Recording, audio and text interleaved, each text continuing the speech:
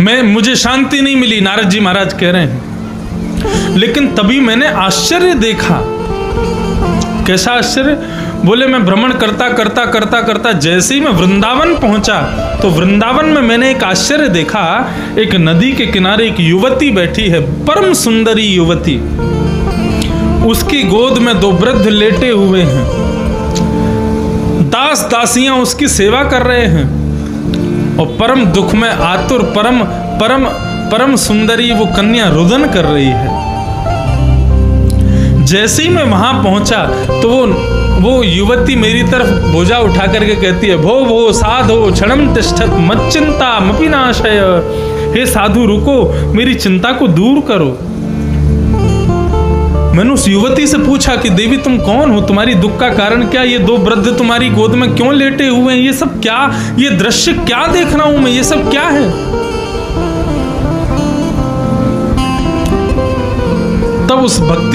तब उस युवती ने मुझको बताया, अहम भक्ति ऋतिख्याता इतो में तनयो मतौ इमो में तनयो मतौ ज्ञान वैराग्य नामानो काल योगेन जर्जरो।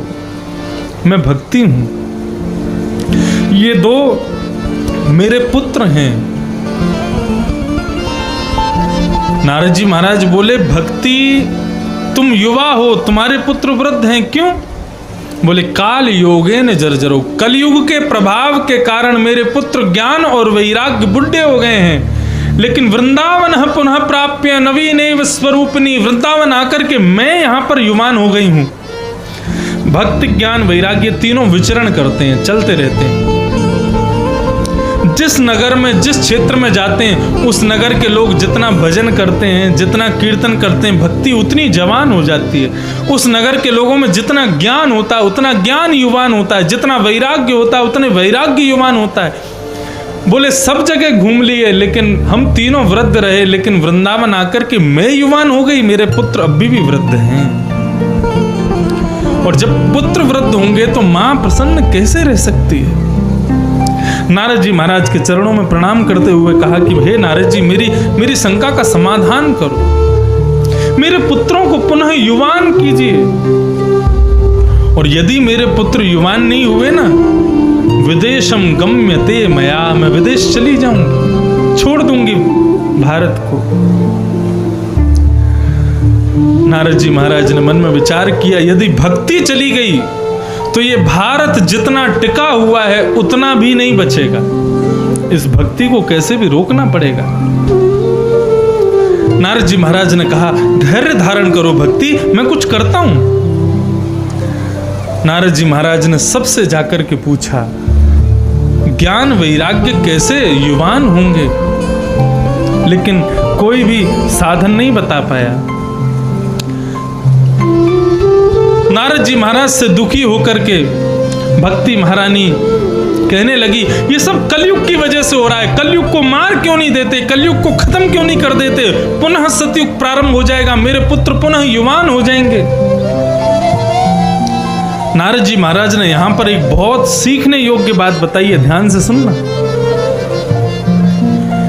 एकाकारं कलिं दृष्ट्वा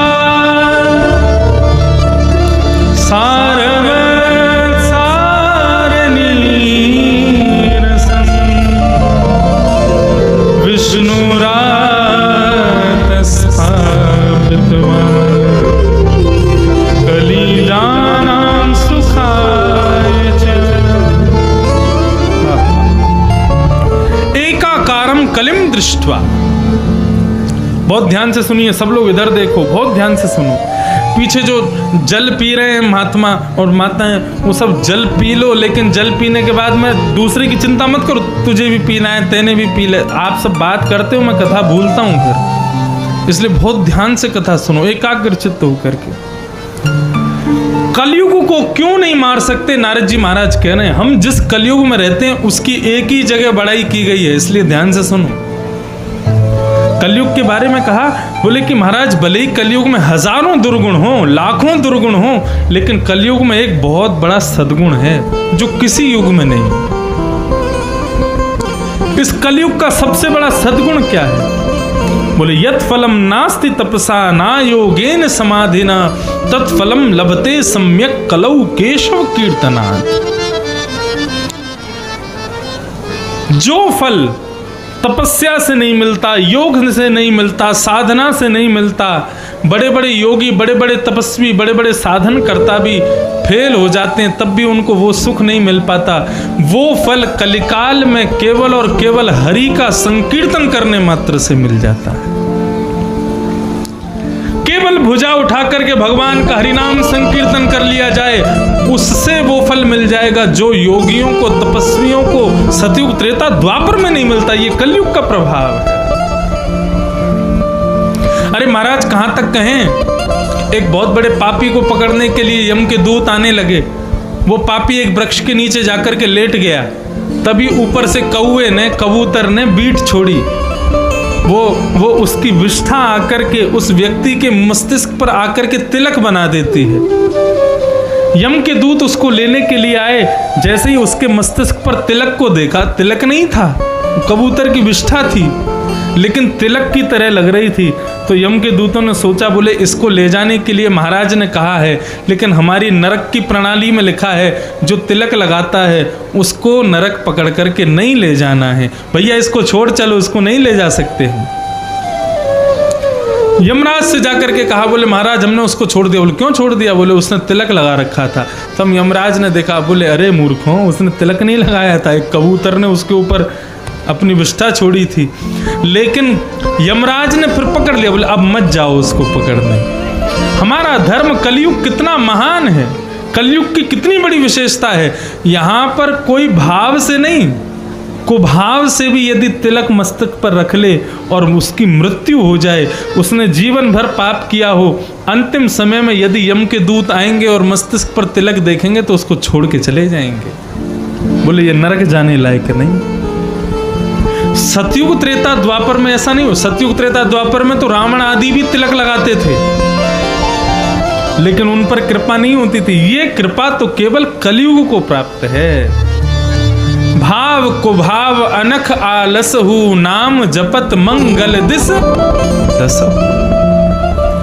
भाव से जपो, कुभाव से जपो, भगवान का नाम एक बार आपके मुख पे आ जाए, कलिकाल में उसी से मुक्ति हो जाएगी। एक बार एक संत एक गांव में गए, तो एक ब्राह्मण उन संत के पास गया और संत से जाके बोलने लगा, बोले महाराज मेरा बेटा ना वो नास्तिक है, मैं ब्राह्मण हूं, मेरे 3 बेटे हैं, दोनों बेटे मेरे बड़े खूब पूजा कराते हैं, खूब पाठ कराते हैं, गृह प्रवेश कराते हैं, यज्ञ आदि कराते हैं, लेकिन मेरा सबसे छोटा बेटा नास्तिक है, कुछ नहीं करता।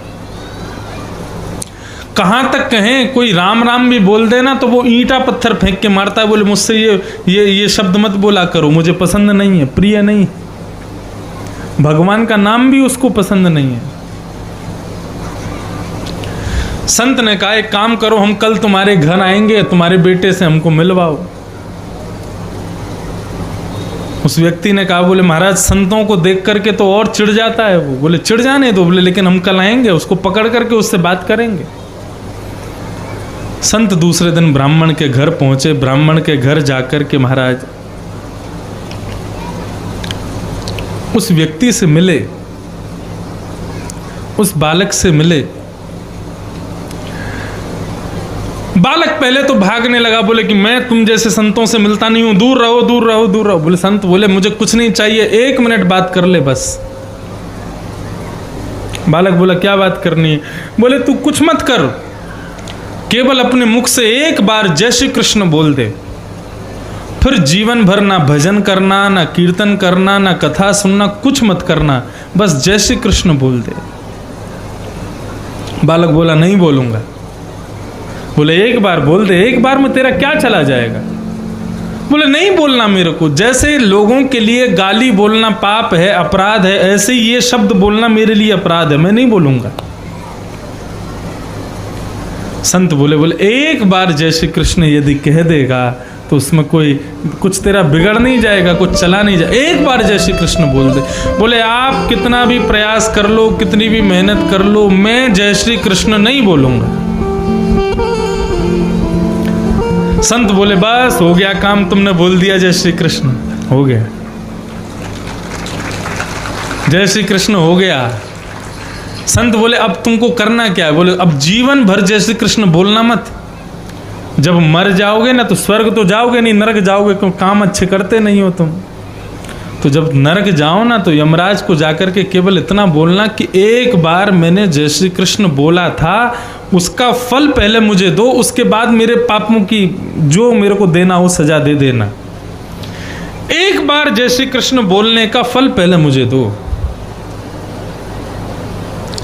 अब तो महाराज वो बालक रात में सोवे तो उसके दिमाग में जय श्री कृष्ण बोल दिया मैंने, उसका क्या फल मिलेगा, जय श्री कृष्ण का क्या मतलब होता है, कि जय श्री कृष्ण में इतना प्रभाव। और वो दिन रात जय श्री कृष्ण जय श्री कृष्ण जय श्री कृष्ण उसके मन ही मन में इतना घूमे इतना घूमे इतना घूमे, लेकिन बोलता नहीं था। एक दिन उसकी मृत्यु हो गई। यम के द्वार पहुंचा, यमराज जी ने पूरा कॉपी खोल करके देखी महाराज, उसके पूरा रजिस्टर निकाला तो उसने तो जीवन में बहुत पाप किया है।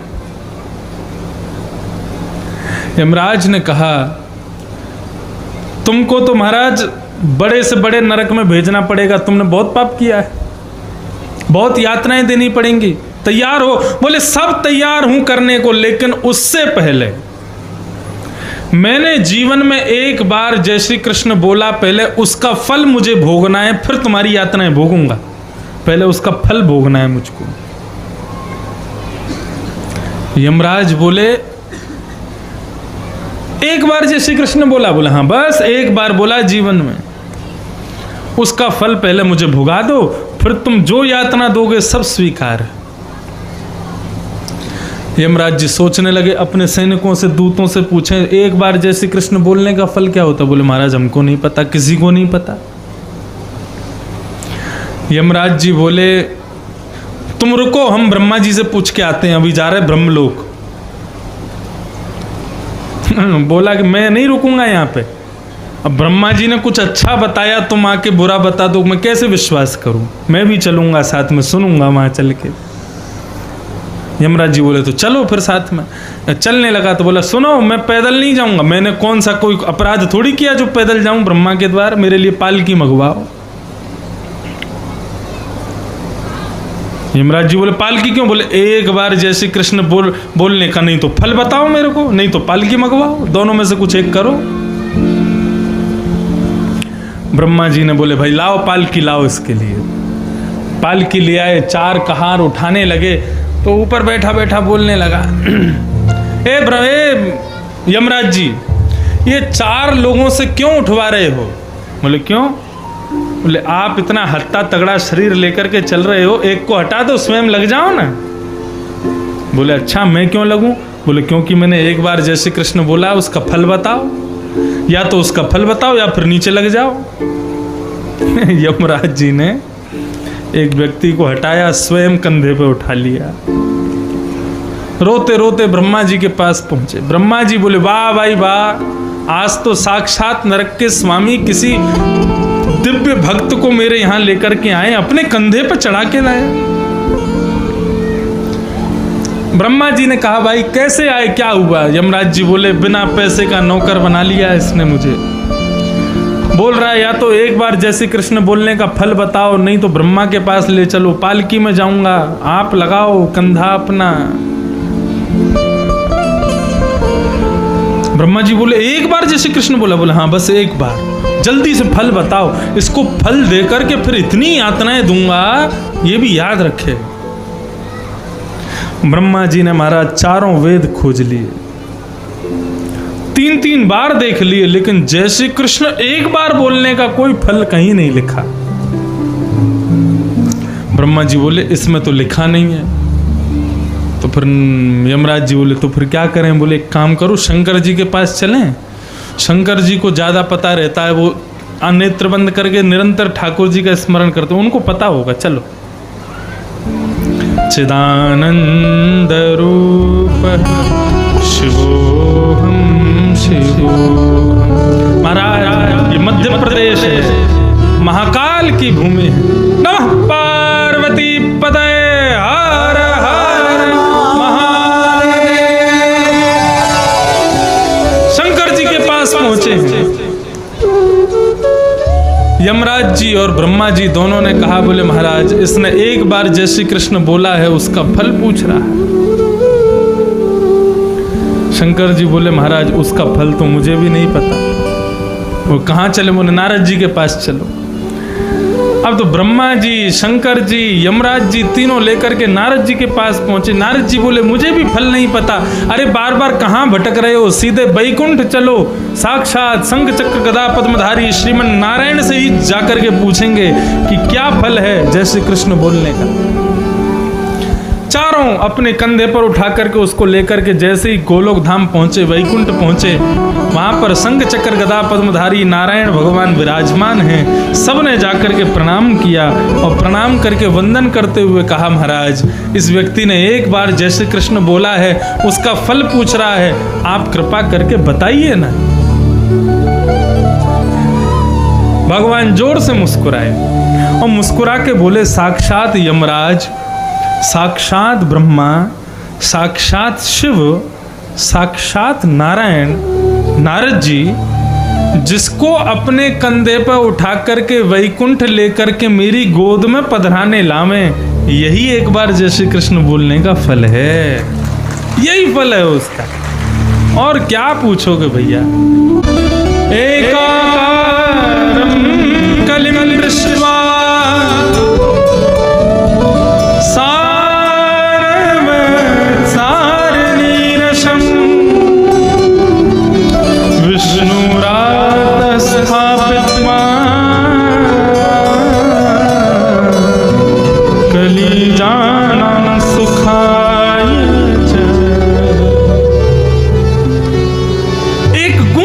इस कलिकाल में कि यहाँ हरि का नाम संकीर्तन गान करने से, जो यज्ञ करने से नहीं मिलता, तप करने से नहीं मिलता, वो हरिनाम संकीर्तन करने से मिल जाता है इस कलिकाल में। कलयुग केवल नाम आधारा, सुमिर सुमिर नर उतर ही पारा। ये नाम के आधार पर कलयुग है। यहां पर भगवान से बड़ा भगवान का नाम है, भगवान की कीर्ति का गान भगवान से बड़ा है इस कलिकाल में।